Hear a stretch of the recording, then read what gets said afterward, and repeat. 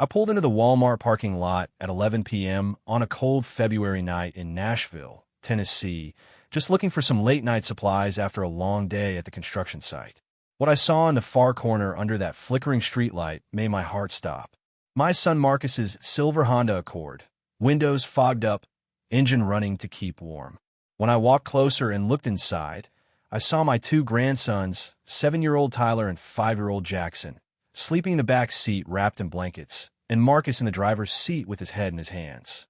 As a contractor for 35 years, I'd built hundreds of homes for families across Tennessee.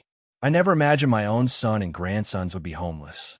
But when I tapped on that window and Marcus looked up at me with tears streaming down his face, I knew something was terribly wrong. What he told me that night, and what I discovered over the next 72 hours about his wife Vanessa's betrayal, would lead me down a path that exposed a conspiracy so calculated, so evil, that it still makes my blood boil. I need you to stay with me on this, because what happened next didn't just save my son and grandsons. It brought down a criminal enterprise that had destroyed dozens of families. Comment below where you're watching from and what time it is there, because this true story about a grandfather's fight for his family is something every parent needs to hear. At 58 years old, I thought I'd seen it all.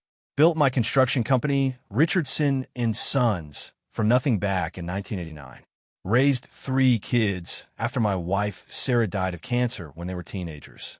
Marcus was my oldest, 34 now, and he'd always been the responsible one.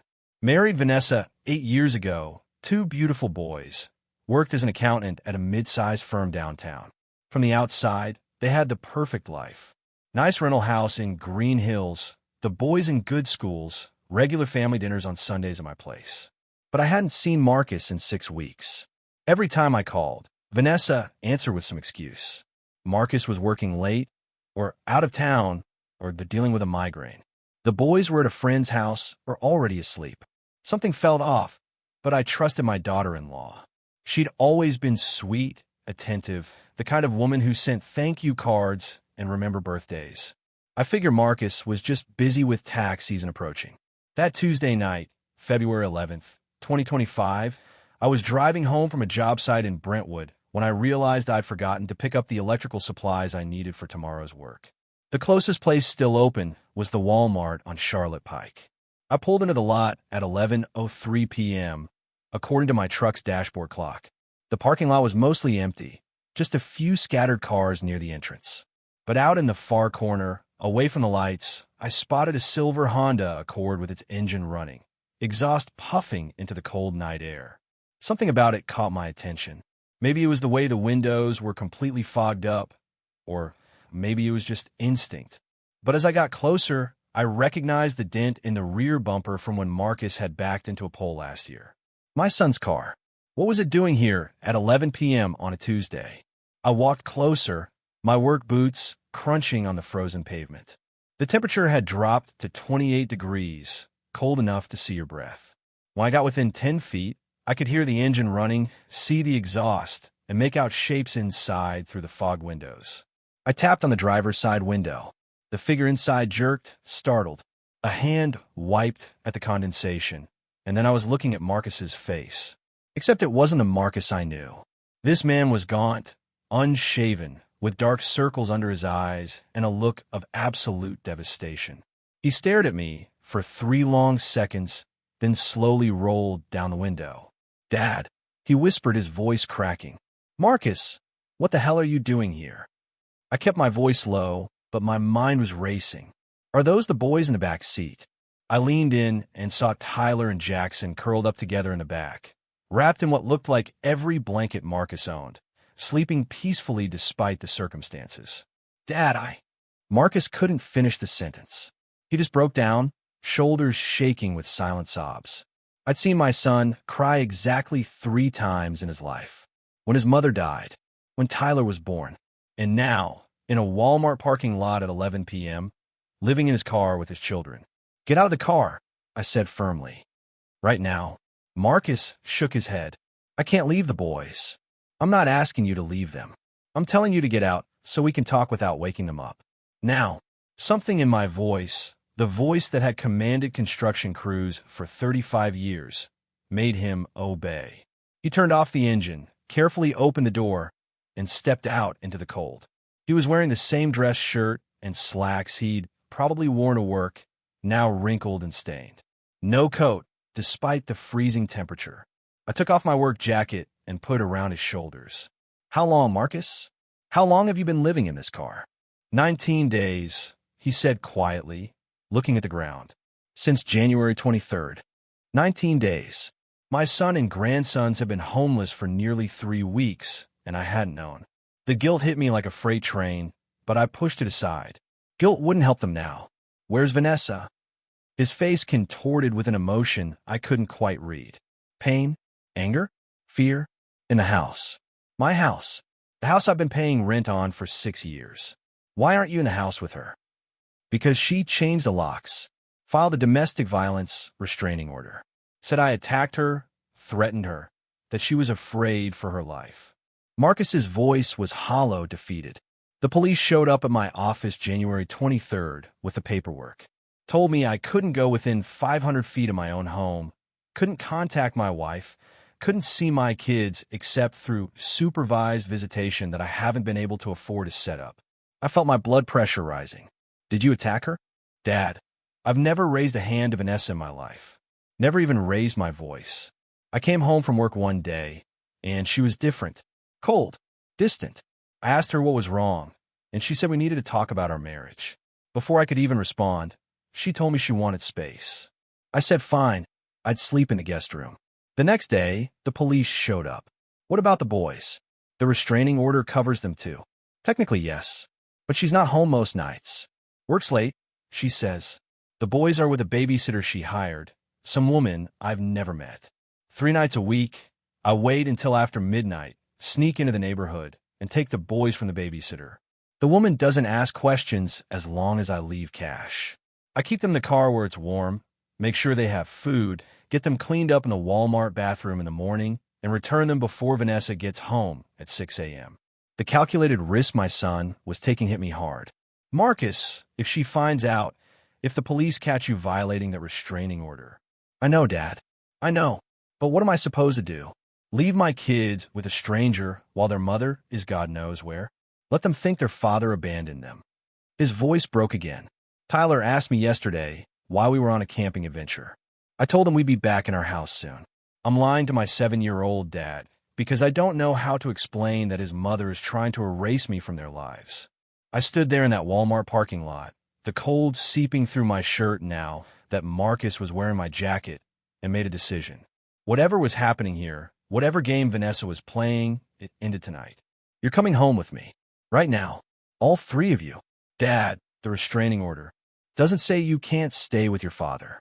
Doesn't say you can't have your kids with you when you're homeless. We'll figure out the legal mess tomorrow. But tonight, you're sleeping in a real bed, the boys are sleeping in real beds, and we're going to get to the bottom of this." Marcus looked at me with something I hadn't seen in his eyes for years. "Hope. Okay," he whispered. "Okay."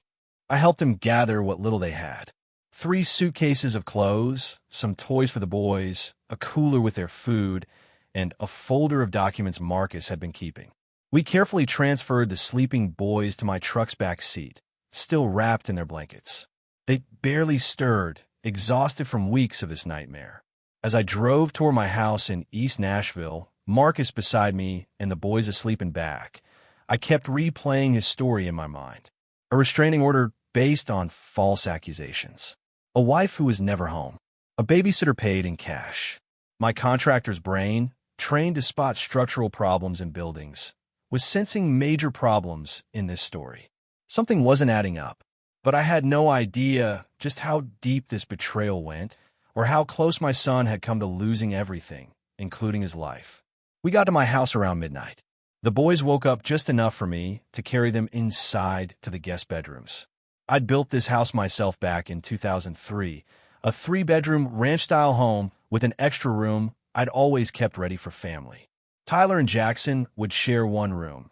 Marcus would take the other, and tomorrow we'd start fixing this mess. After getting the boys settled, I found Marcus sitting at my kitchen table, staring at nothing. I made coffee, even though it was past midnight, because this conversation wasn't going to be quick. "Tell me everything," I said, setting a mug in front of him. Start from the beginning. Marcus wrapped his hands around the mug like he was trying to absorb its warmth. It started about 3 months ago, November. Vanessa got a new job, or so she said. Marketing position at some tech startup downtown. Better pay, but weird hours. She'd leave at 7 a.m., sometimes not come home until 11 p.m. or midnight. So they were working on a big product launch.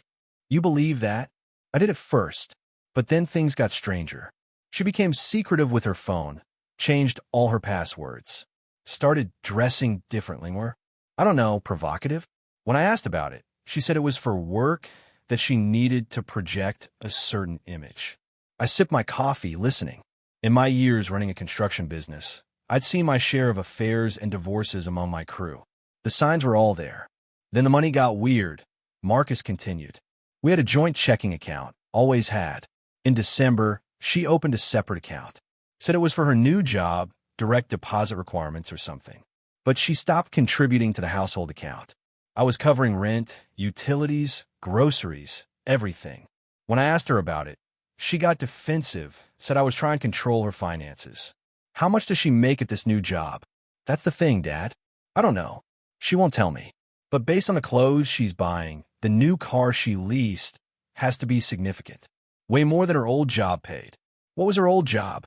Administrative assistant at a law firm. Made about $42,000 a year. Good benefits, but nothing spectacular. I did the math in my head. Administrative assistant to marketing at a tech startup, even with Nashville's growing tech scene. That's maybe a 20 to 30% raise. Maybe $55,000. Not enough for designer clothes and a new car lease. Then came January, Marcus said, his voice dropping. She started staying out overnight. Twice, sometimes 3 times a week. Said she was at her sister's house or working late and didn't want to drive home tired. I was taking care of the boys alone more than half the time. They were asking why Mommy was never home. Did you try to talk to her? January 22nd, I sat her down, told her we needed to discuss what was happening to our marriage. She just looked at me like I was a stranger and said, "There is no marriage anymore, Marcus. I'm done." Just like that. Cold. Clinical. No emotion. I asked what I'd done wrong, if we could try counseling. She laughed and said some people just outgrow their lives. The phrase sent a chill down my spine. Outgrow their lives? That's what she said. Then she told me I should start looking for a place to stay because she was done pretending. I was confused, asked her what she meant. She just walked away. The next morning, January 23rd, the police showed up at my office. What did the restraining orders say exactly? Marcus pulled out his phone, pulled up a photo of the document. I read it carefully, my hands clenching into fists as I went through the allegations. According to Vanessa's sworn statement, Marcus had been verbally abusive for months, had threatened her on January 22nd, had grabbed her wrist hard enough to bruise, and she feared for her and the children's safety. All lies. I know my son for 34 years. He was the kid who cried when he accidentally stepped on a caterpillar. The teenager who broke up fights instead of starting them. The man who treated his wife like a queen for 8 years. Did she show any bruises to the police? That's the thing, Dad. I don't know. The order was granted ex parte, which means I didn't get to contest it. I have a hearing scheduled for March 15th, but until then, the order stands. Where are you working now? You're still going to your accounting job? Marcus nodded. Yeah, they've been understanding. But it's hard to focus when you're living in your car and kidnapping your own kids 3 nights a week. You're not kidnapping them. You're their father. Try telling that to a judge when I'm already violating a restraining order. He had a point. Legally, Marcus was in a precarious position. But morally, ethically, what else could he do? Let his kids stay with a stranger while his wife did God knows what? This babysitter, I said. What do you know about her? Nothing. Never met her. The boys say her name is Miss Rachel. She lets them watch TV and feeds them chicken nuggets. That's all I've gotten out of them. And Vanessa is where when she's not at work. I don't know, Dad. I really don't know. I looked at my son, this man I'd raised to be honest and hardworking and kind, now broken by circumstances that made no sense. Something was very wrong here, and as a contractor who'd spent 35 years solving problems, I couldn't let this go. Marcus, I need you to be completely honest with me. Is there any chance Vanessa is having an affair? He was quiet for a long moment. I've thought about it, but I can't figure out when she'd have time. She's either at work, at her sister's, or I don't know where else. Have you talked to her sister? Marcus looked up at me, and I saw a realization dawn on his face. No, I haven't. The restraining order says I can't contact Vanessa, but it doesn't say anything about her family. What's her sister's name? Brianna. Lives in Franklin. You have her number? Marcus pulled out his phone and read it to me. I grabbed my cell and stepped into the other room, dialing before I could second-guess myself. It rang 4 times before a sleepy woman's voice answered. Hello, Brianna? This is Robert Richardson, Marcus's father. I'm sorry to call so late, but I need to ask you something important. There was a pause. Mr. Richardson? Is Marcus okay? He's fine. Brianna, has Vanessa been staying at your house recently? Another pause, longer this time. What? No. Why would Vanessa be staying at my house? My stomach dropped. She's been telling Marcus she's staying with you 2 or 3 nights a week. Mr. Richardson, I haven't talked to Vanessa in over a month. We had a falling out around Christmas. Some family drama. She stopped returning my calls. I thanked her, hung up, and walked back into the kitchen. Marcus was still sitting there, looking lost. Your wife hasn't been staying with her sister, I said quietly. Brianna hasn't talked to her in over a month. Marcus's face went pale. Then where has she been? That was the question that would lead us down a rabbit hole darker than either of us imagined. But first, I needed to secure my son's legal position and make sure those boys were protected. Tomorrow morning, I said, we're calling a lawyer. My lawyer. Jack Morrison has handled my business contracts for 20 years, but he also does family law. We're going to fight this restraining order and get you legal custody of your kids. Dad, lawyers cost money. I'm barely making rent on a house I can't live in, and I don't care what it costs. Those are my grandsons, and you're my son. We're fixing this. For the first time in what must have been weeks, I saw Marcus's shoulders relax slightly. He wasn't alone anymore. But as I lay in bed that night, unable to sleep, I kept thinking about all the pieces that didn't fit. A wife who claimed to work late but wouldn't say where she worked. Money that appeared from nowhere. Overnight absences explained with lies. A sudden, vicious restraining order based on false accusations. In my 35 years building houses, I'd learned that when the foundation doesn't make sense, you dig deeper. Tomorrow, I was going to start digging into Vanessa's new life. And I had a feeling I wasn't going to like what I found. What I didn't know yet was that Vanessa wasn't just having an affair. She was part of something much bigger, much more dangerous, and my grandsons were in more danger than any of us realized. Wednesday morning, February 12th, I was up at 5:30 a.m., which was normal for me. Construction starts early. But today, I wasn't heading to a job site. I was heading in a battle for my family. Marcus was still asleep, exhausted from weeks of living in his car. The boys were curled up together in the guest room, peaceful for the first time in weeks. I made coffee and called Jack Morrison's office, leaving a message that this was urgent and I needed to see him first thing. Jack called me back at 7:15 a.m. Robert, what's going on? I explained the situation quickly, efficiently, the way I'd explain a construction problem to a client. Jack listened without interrupting, and when I finished, he said, bring Marcus to my office at 9 a.m. Bring all the documentation he has. This restraining order sounds suspicious as hell. At 8:30, I woke Marcus up. The boys were still sleeping, and I told them they could stay home with me today, that I was taking the day off. He looked like he wanted to argue, but didn't have the energy. Jack Morrison's office was in downtown Nashville, a modest suite in an older building on Church Street. Jack was 62, gray-haired, with the kind of sharp eyes that missed nothing. He'd handled my business since 1995, and I trusted him completely. Marcus spread out his documents on Jack's conference table. The restraining order, bank statements, texts from Vanessa, photos of the boys, his work record showing he'd been employed steadily with no performance issues. Jack read through everything carefully, making notes. When he finished, he sat back in his chair and said, this is one of the most blatant false accusations I've seen in 30 years of practicing law. Can we fight it? Marcus asked, hope creeping into his voice. We can, and we will. But here's the problem. The hearing is March 15th, a month away. Until then, the order stands. However, Jack leaned forward, the order doesn't prevent you from having your children with you. It prevents you from contacting Vanessa and going to the marital home. If the boys are with you, that's not a violation as long as you're not taking them from her physical custody. But I have been, Marcus admitted. The babysitter is not Vanessa. And if this babysitter is handing over the children to you without resistance, that's not kidnapping. That's a custody arrangement, albeit an informal one. Jack paused. But Marcus, you need to stop doing that immediately. It's too risky. Instead, we're filing an emergency custody motion today. We're going to argue that the children are in danger with an absent mother and an unknown babysitter, and that you, as their father with no history of violence or abuse, should have custody pending the restraining order hearing. Will that work?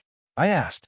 In Tennessee, we have a strong preference for keeping kids with their parents unless there's evidence of harm.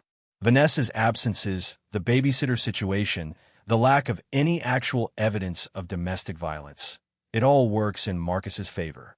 I can probably get an emergency hearing within a week. For the first time since I'd found him in that parking lot, Marcus looked like he could breathe. There's something else, Jack said, looking at both of us. This pattern, false restraining order, financial secrecy, sudden personality change, I've seen it before.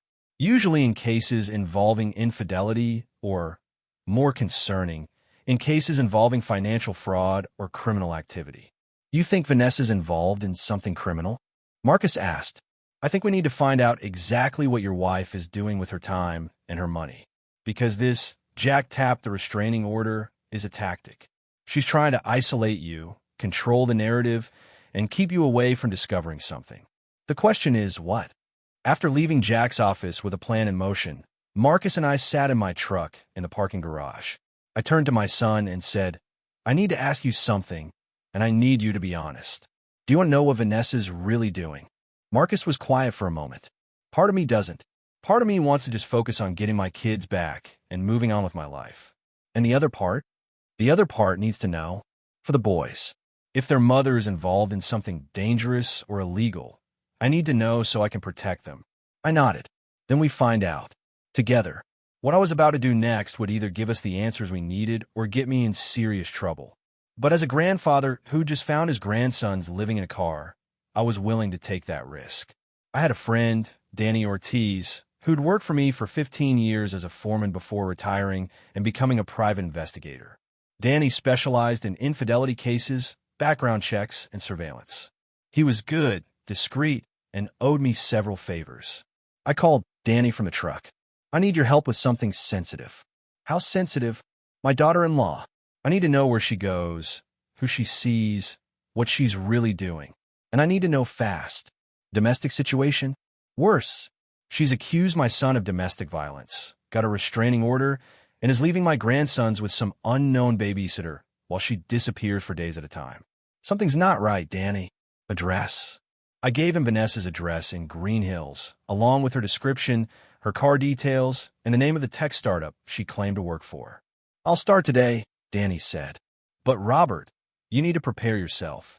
When wives suddenly change and start hiding things, it's usually not good news. I know. Do it anyway. Marcus and I drove back to my house, where the boys were awake and eating cereal with the babysitter I'd called, Mrs. Chun from next door, a retired teacher who'd helped me out with grandkid emergencies before. Tyler looked up when we walked in. Grandpa, are we really staying here? Yes, buddy. For as long as you need. Can we go to school? Jackson asked. I miss my friends. Marcus knelt down next to his sons. Not today, buddy. But soon. Very soon. The rest of that day was spent making my house work for 3 extra people. I set up a home workstation in the dining room, made space in the closets for their clothes, and converted my workshop into a play area. Marcus spent the afternoon on the phone with Jack's paralegal, filling out custody paperwork. That evening, at exactly 7:43 p.m., my phone rang. Danny, Robert, you're going to want to sit down for this. I stepped outside onto the porch, away from the boys. What did you find? Your daughter-in-law doesn't work at any tech startup. I checked every tech company in Nashville with a marketing department. None of them have any record of a Vanessa Richardson or Vanessa Holloway, which is her maiden name. My hands clenched around the phone. Then where does she go every day? The Greystone Hotel, downtown. She arrives around 9 a.m., leaves around 6 p.m. But here's where it gets interesting. She's not going to a regular room. She's going to the penthouse suite, the same suite that's been leased long-term to a company called Apex Investment Solutions. Apex Investment Solutions? What is that? On paper, it's a financial consulting firm. But Robert, I did some digging. Apex is currently under investigation by the Tennessee Securities Division and the FBI for running a Ponzi scheme. They've been scamming investors out of millions, promising 40 to 50% returns on cryptocurrency investments. The whole thing is about to collapse. My blood went cold. And Vanessa is working there. Not just working there. According to my source at the hotel, she's one of the top recruiters. She's the one bringing in new victims, mostly targeting wealthy, older men. Her job is to wine and dine potential investors, build trust, and then hand them off to the closer, a guy named Trevor Braxton. Trevor Braxton. I filed the name away. There's more, Danny continued. I followed her after she left the hotel tonight. She didn't go home. She went to an apartment complex in the Gulch. Luxury building, probably $4,000 a month. She went into a unit on the 18th floor and didn't come out. I checked the building directory. That unit is leased to Trevor Braxton. So there it was. The affair, the money, the lies, all of it. My daughter-in-law wasn't just betraying my son. She was a criminal, actively scamming people out of their life savings, and she was sleeping with her boss. Danny, I need more. I need evidence. Photos, recordings, whatever you can get. And I need to know if my grandsons are in any danger. Already on it. But Robert, if the FBI is involved, this is going to get ugly. Your son needs to distance himself from her as much as possible. And those kids need to be nowhere near her when this thing blows up. After hanging up with Danny, I stood on my porch in the cold February air, trying to process what I just learned. Vanessa wasn't just a cheating wife. She was a con artist, actively participating in a scheme that was destroying people's lives. And she tried to paint Marcus as the dangerous one. The restraining order suddenly made perfect sense. She needed him away from the house, away from her financial records, unable to ask questions or discover what she was really doing. The false accusations were a smokescreen, a way to neutralize the one person who might expose her. I walked back inside, where Marcus was reading to the boys. They looked so innocent, so unaware of the darkness surrounding their mother. I caught Marcus's eye and tilted my head toward the kitchen. He finished the chapter, tucked them in, and joined me. "We need to talk," I said quietly.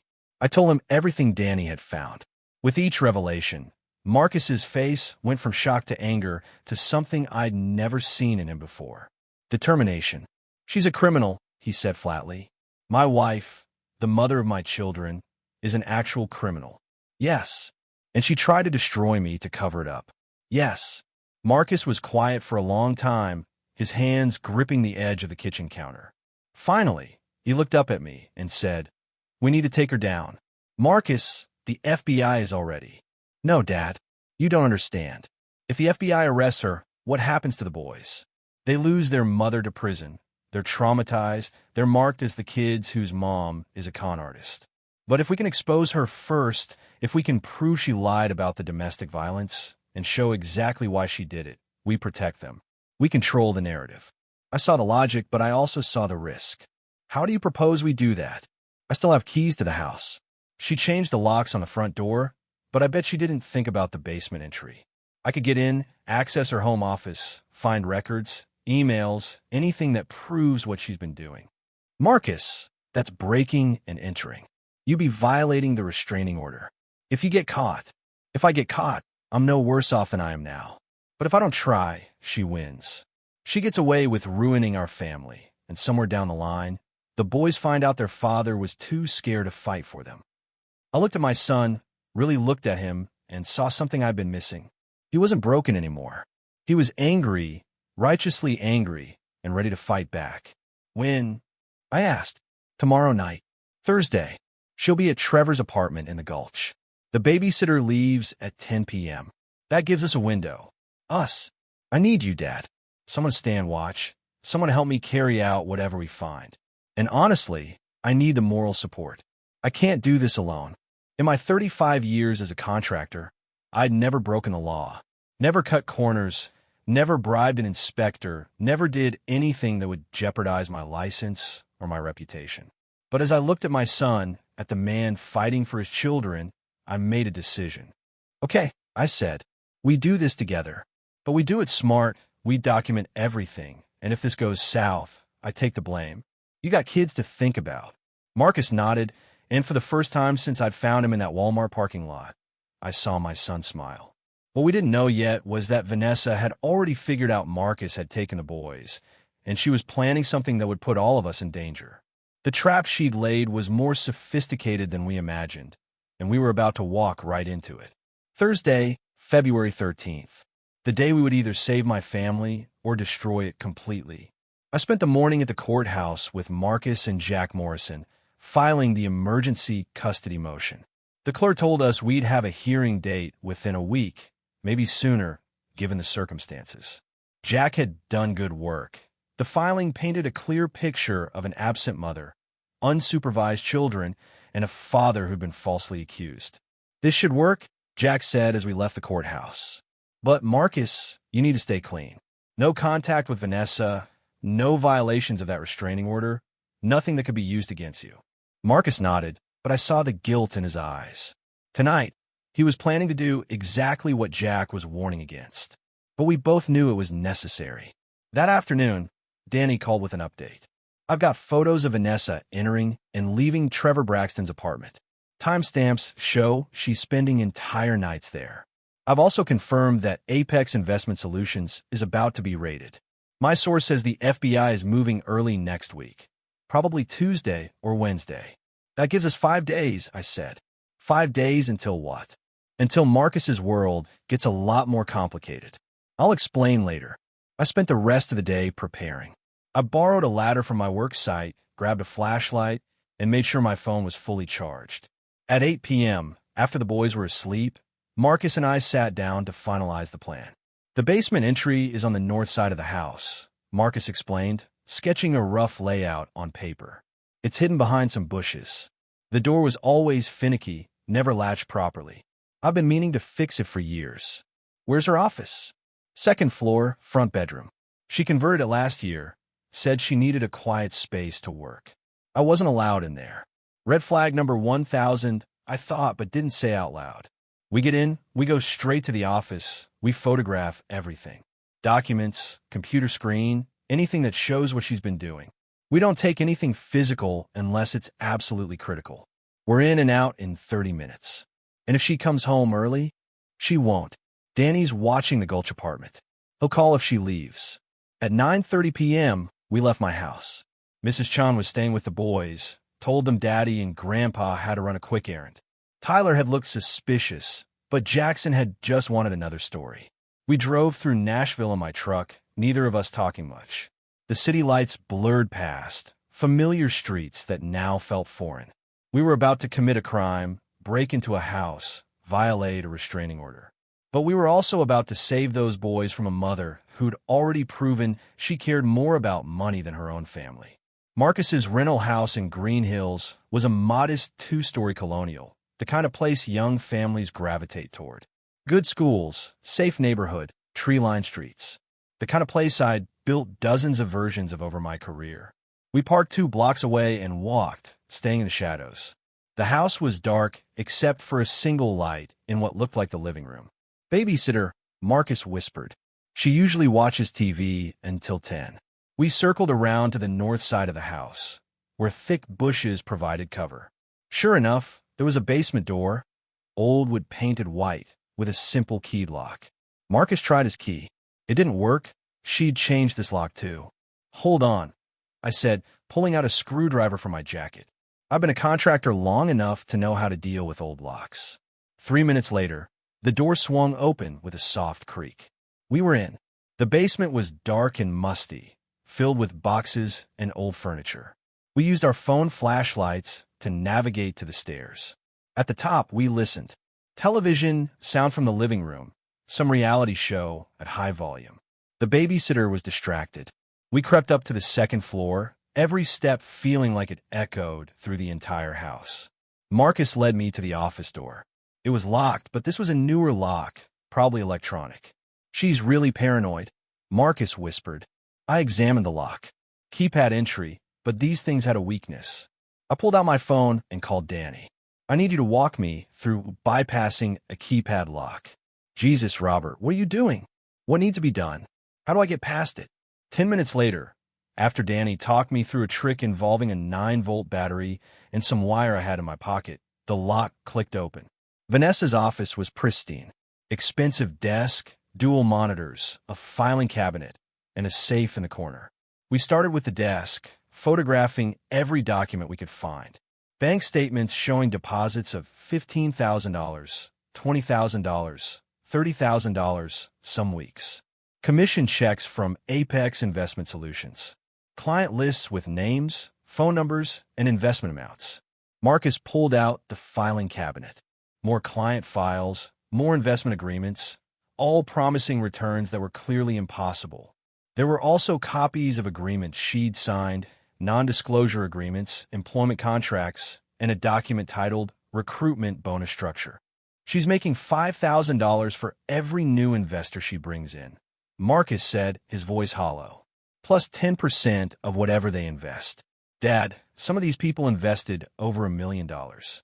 I photographed everything, my hands shaking with anger. These weren't just numbers on paper.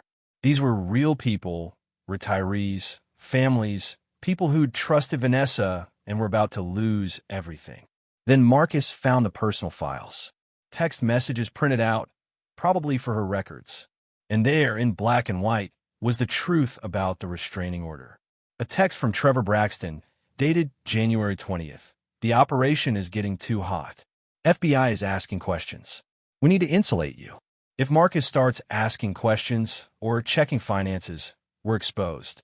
You need to neutralize him." Vanessa's response: "How?" "Trevor, restraining order. Domestic violence accusation.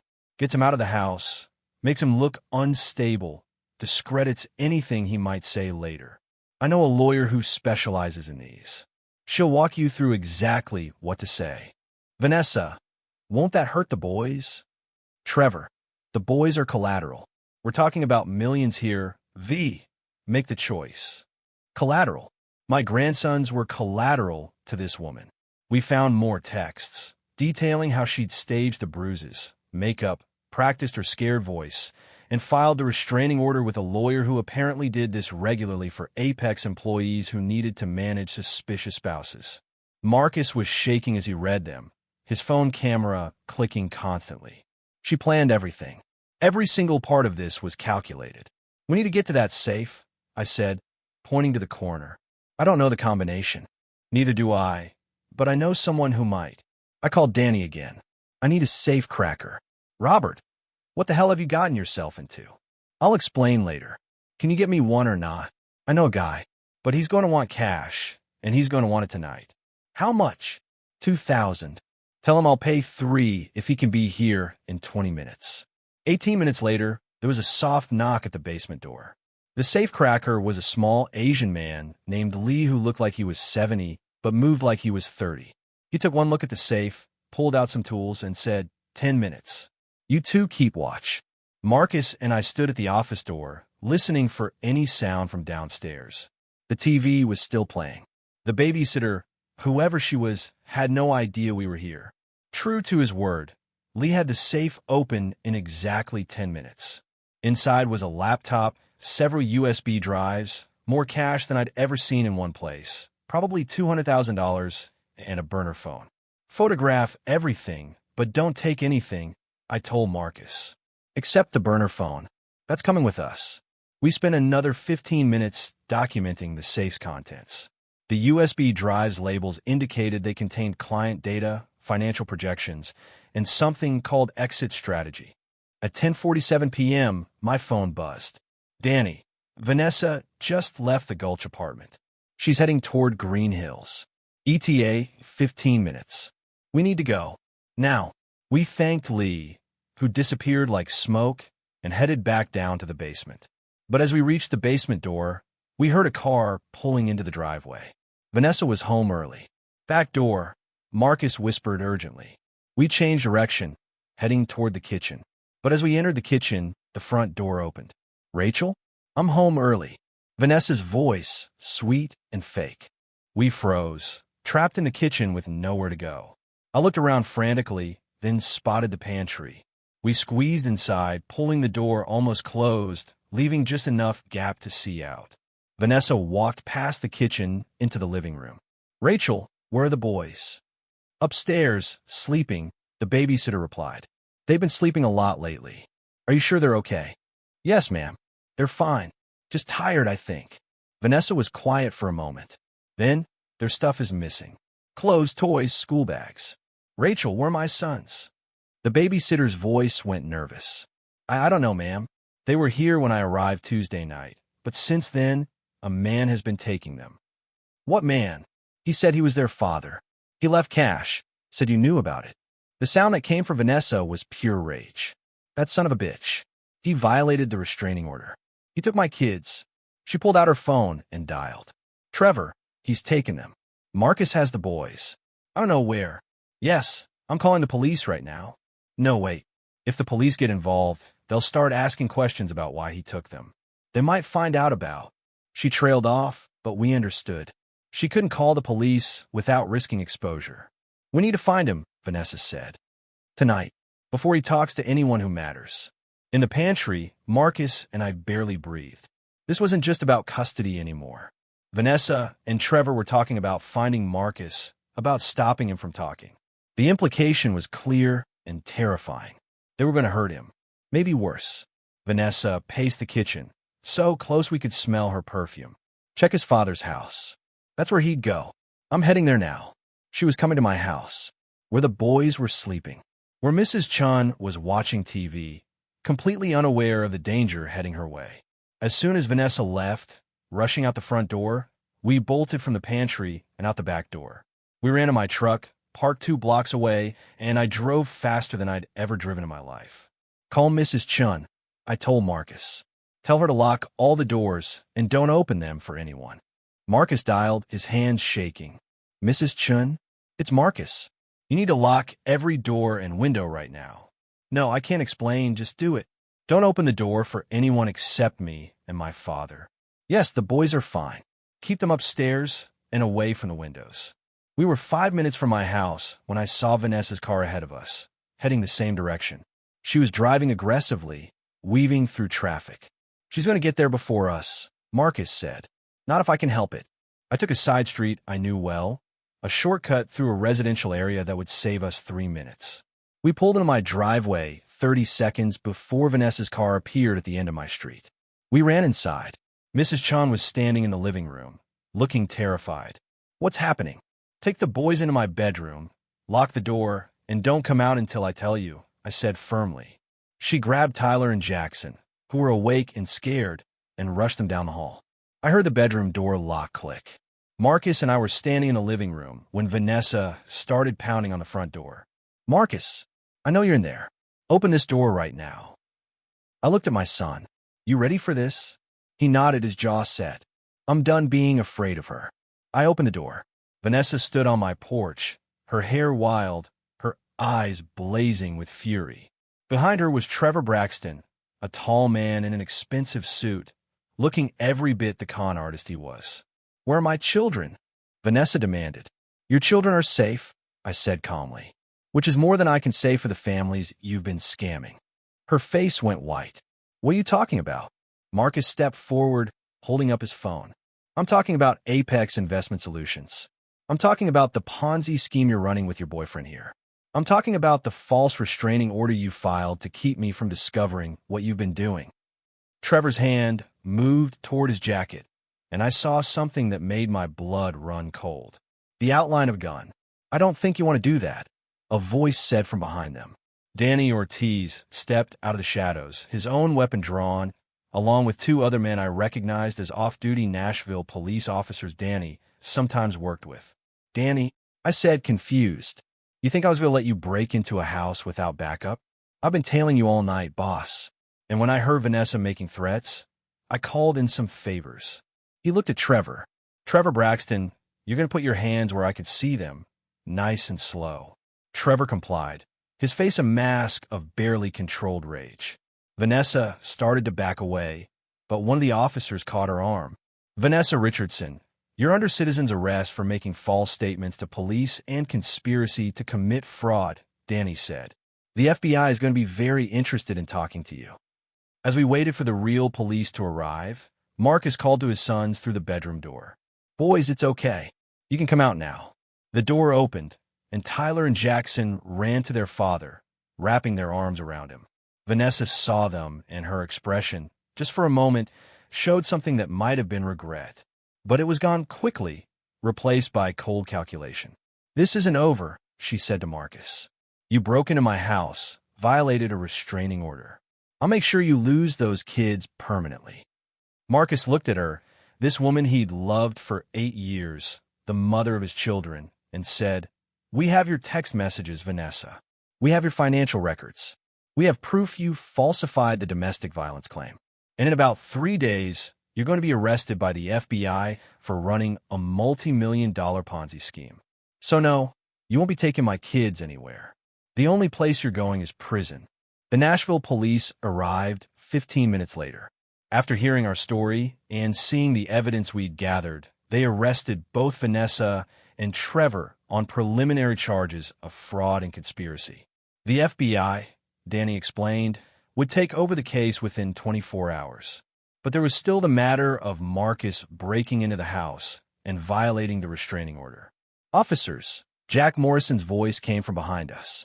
Our lawyer had arrived, summoned by Danny's call. Before you consider any charges against my client, you should know we have documented evidence that the restraining order was obtained through perjury. We also have evidence that Ms. Richardson abandoned her children to participate in criminal activity. My client was acting to protect his children from a dangerous situation. The officers looked at each other, then at the mountain of evidence we'd photographed. We'll note it in our report, one of them finally said. But this is going to be up to the DA's office to sort out. After everyone left, after Vanessa and Trevor were taken away in handcuffs, after the statements were given and the forms were signed, it was just me, Marcus, and the boys in my living room. Dad, Tyler said quietly, Is Mommy going to jail? Marcus knelt down in front of his sons, taking both their hands. Mommy made some very bad choices. She hurt people, and she lied about Daddy. So yes, she's going to be away for a long time. But you guys are safe. You're staying here with Grandpa and me, and nothing bad is going to happen to you. I promise. We don't want Mommy to go to jail, Jackson said, tears streaming down his face. I know, buddy. I know it's hard. But sometimes grown-ups do things that have consequences, and we have to accept that. What matters now is that you two are loved and safe, and you're going to be okay. I watched my son comfort his children, these boys who'd been through more trauma in 3 weeks than most kids experience in a lifetime, and I felt a surge of pride. Marcus had been broken when I found him in that Walmart parking lot. But he'd fought back, risked everything to protect his kids, and expose the truth. That night, after the boys finally fell asleep, Marcus and I sat on my porch with coffee, even though it was nearly 2 a.m. Thank you, Marcus said quietly, for believing me, for helping me, for not giving up on us. You're my son. Those are my grandsons. I would have torn this city apart to keep you safe. What happens now? Now the FBI builds their case against Vanessa and Trevor. Jack fights to get the restraining order dismissed, which should be easy now. You file for divorce and full custody. And those boys start healing. And me, I looked at my son. You rebuild. You've got a job, you've got family, and you've got 2 kids who need their father. The rest will work itself out. Marcus was quiet for a long moment. I keep thinking about all those people Vanessa scammed. Families who lost their savings, their retirement, their futures. She destroyed so many lives, and I never saw it. You can't blame yourself for not seeing through a professional con artist. These people are trained to deceive. But I lived with her for 8 years. I should have known. Evil hides in plain sight. Marcus, that's what makes it evil. But you know what else? You stopped her. Those text messages you found, that financial evidence, it's all going to be used to prosecute not just Vanessa and Trevor, but probably dozens of other people in their organization. You saved future victims, even if you couldn't save the past ones. 3 days later, on Sunday, February 16th, the FBI raided the Apex Investment Solutions offices at the Greystone Hotel. They arrested 23 people, including Trevor Braxton and several other executives. Vanessa, already in custody, was formally charged with wire fraud, conspiracy to commit fraud, and money laundering. The news coverage was massive. Multi-million-dollar Ponzi scheme exposed in Nashville. The photos they used included Vanessa's mugshot, and I made sure the boys didn't see the news that day. Jack Morrison called Monday morning with good news. The restraining order has been dismissed. Judge looked at the evidence of perjury and threw the whole thing out. She's also issuing an order granting Marcus temporary full custody of the boys pending the criminal case. What about Marcus breaking into the house? DA's not pursuing it. Given the circumstances and the fact that he was acting to gather evidence of a crime, they're letting it go. Everything was falling into place legally, but emotionally, the boys were struggling. Tyler had nightmares. Jackson stopped talking for 3 days. Marcus got them into therapy, twice-a-week sessions with a child psychologist who specialized in trauma. Dr. Sarah Mills was in her 50s, warm and patient. After the first session with the boys, she pulled Marcus and me aside. They're processing a profound betrayal, she explained. Their mother, who's supposed to be their safe person, abandoned them and then tried to destroy their father. That's going to take years to work through. But the good news is they have you too. A stable, loving father and grandfather. That's what's going to save them. Marcus filed for divorce in March. Vanessa didn't contest it, probably because her lawyers advised her to focus on her criminal defense. The divorce was finalized in May, with Marcus getting full custody and Vanessa getting supervised visitation rights that she'd never be able to exercise from prison. The Apex trial started in September 2025. I attended every day, watching as prosecutors laid out the full scope of the fraud. Over $47 million stolen from more than 300 victims. Vanessa was painted as one of the top recruiters, a woman who used her charm and believability to lure in victims. When it was Marcus's turn to testify, he was calm and factual. He presented the evidence we'd gathered, explained how he discovered his wife's deception, and described finding his children in his car, homeless and scared. The defense tried to paint Marcus as a vindictive ex-husband, but the evidence was overwhelming. The text messages about neutralizing him, the false restraining order, the abandoned children, it all pointed to a woman who'd chosen money over family. In November 2025, Vanessa was convicted on all counts. The judge sentenced her to 18 years in federal prison. As they led her away, she looked at Marcus one last time. He didn't look away, didn't show any emotion. He'd already mourned the woman he thought he'd married. This stranger in handcuffs was someone else entirely. Now, in January 2026, almost a year after I found Marcus and the boys in that Walmart parking lot, we're building something new. Marcus and the boys moved into a house 3 blocks from mine, close enough that the boys can bike over any time they want. Tyler is thriving in 3rd grade, joining the soccer team and making new friends. Jackson is in kindergarten, still quieter than he used to be, but Dr. Mills says he's making progress. Marcus started his own accounting practice, specializing in helping small businesses. He's good at it, building a reputation for honesty and integrity, qualities he values more than ever after what he's been through. As for me, I'm still running Richardson & Sons Construction, though I'm thinking about retirement. Spending time with my grandsons has reminded me what really matters, and it's not building houses.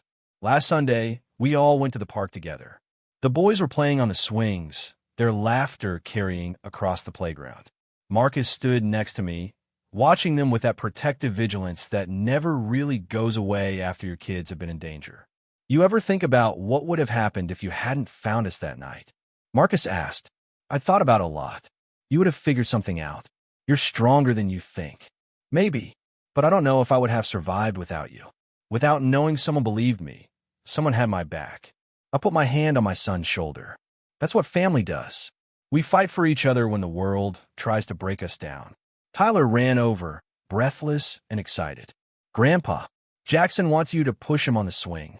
He says, "You push the highest." I ruffled his hair and headed toward the swings. When my youngest grandson was waiting with that gap-toothed smile I'd thought I might never see again. As I pushed Jackson higher and higher, listening to his delighted squeals, I thought about all the things I'd learned this past year. About how evil can hide behind a beautiful face and a charming smile. About how the people we trust most can hurt us the deepest. About how quickly a life can fall apart when someone decides you're expendable. But I also learned about resilience, about the strength that comes from refusing to give up, and about the power of family standing together against impossible odds. Vanessa had tried to erase Marcus from his own life, tried to take everything he loved and valued. She'd succeeded in taking his home, his reputation, and years of his life. But she hadn't taken his kids, and she hadn't broken his spirit. Because sometimes, when you're living in your car with your children, when the world has turned against you and everything seems hopeless, all you need is one person who believes you. One person who says, "I see what's happening, and I'm going to help you fight." I was that person for Marcus. And now, watching him rebuild his life with his sons, I know that every risk we took, every law we bent, every sleepless night was worth it. God works in mysterious ways, my wife Sarah used to say before she died. Sometimes he puts us exactly where we need to be, exactly when we need to be there. That February night when I decided to stop at Walmart instead of going straight home, when I saw that silver Honda in the parking lot, that wasn't coincidence. That was divine appointment. These grandpa stories we tell aren't just entertainment. They're lessons about vigilance, about believing people when they ask for help, about standing up to evil even when it wears a familiar face. If you're reading this and you're in a situation where something feels wrong, where someone you love is acting strange, or where accusations don't match the person you know, trust your instincts. Dig deeper. Ask questions. Be the person who believes the truth even when everyone else believes the lie. Because somewhere out there, right now, there's a Marcus living in his car with his kids, wondering if anyone will ever believe his story.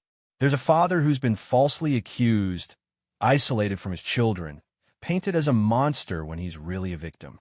And if you're that person, if you're the one living this nightmare, I want you to know something. You're not alone. You're not crazy. The truth will come out, but you have to fight for it. Document everything. Trust people who've proven trustworthy, and never, ever give up on your kids. To Tyler and Jackson, when you're old enough to read this and understand what really happened, I want you to know that your father is a hero. He risked everything to protect you, to give you a stable life, to make sure you knew you were loved. Your mother made terrible choices, choices that hurt a lot of people, but that's not a reflection on you. You are good boys, growing into good men, and you have the power to choose differently than she did. Choose honesty over deception. Choose love over money. Choose family over ambition. And always, always choose to stand up for what's right, even when it's hard. This true story isn't just about betrayal and fraud and fighting for custody. It's about what happens when ordinary people refuse to accept injustice. When a grandfather decides his grandsons won't grow up thinking no one cared enough to fight for them. When a father decides he'd rather risk everything than lose his children. If this story touched your heart, drop a comment below sharing your thoughts. Have you ever had to fight for someone you love? Have you ever discovered that someone wasn't who you thought they were? Your stories matter, and they might help someone else who's going through something similar. Subscribe to this channel for more true stories about family, justice, and the power of never giving up. And share this with someone who needs to hear that miracles are real, that truth matters, and that love, real fierce love, always find a way to win. Because at the end of the day, that's what these grandpa stories teach us. Evil might win battles, but it doesn't win the war. Not when good people stand together. Not when fathers fight for their children. Not when family refuses to break. Marcus and his boys are living proof that you can lose everything. Your home, your reputation, your sense of safety, and still rebuild. Still find joy. Still trust again. That February night in the Walmart parking lot changed all our lives. But it didn't destroy us. It made us stronger, more vigilant, more grateful for every moment we have together. And that's the real victory. Not the convictions or the custody win, or the vindication. The real victory is two boys laughing on swings, a father building a new life, and a grandfather who gets to watch it all unfold. Love wins. Truth matters. Family endures. Remember that and pass it on.